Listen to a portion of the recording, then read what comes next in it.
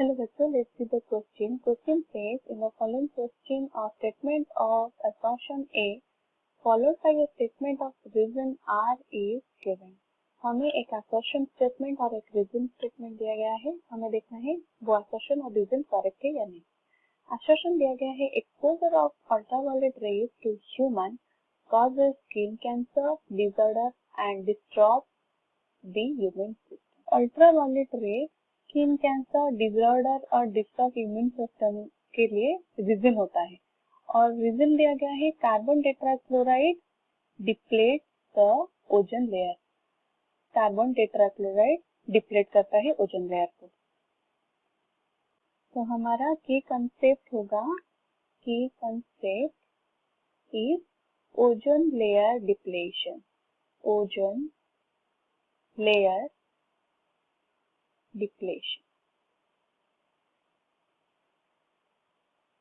पहले जानते हैं ओजोन लेयर क्या होता है. Ozone layer is the region जो कि होता है रीजन इन आर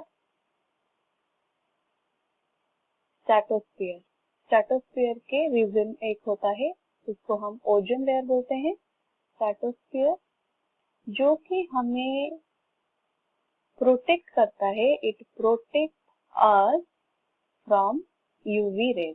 वो हमें अल्ट्रावायलेट रे जो सन से आता है उससे हमें प्रोटेक्ट करने के लिए ओजोन लेयर हेल्प करता है. But there is some substances, कुछ सब्सटेंसेस होते हैं, सम सब्सटेंसेस आर देयर जो रिलीज करते हैं chlorine and bromine.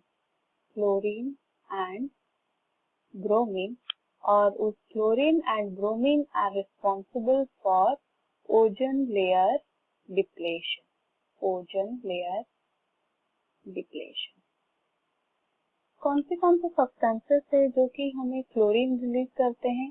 For example chlorofluorocarbon, carbon tetrachloride और इस तरह से भी होता है मिथाइल क्लोराइड, मिथाइल क्लोरोफॉर्म.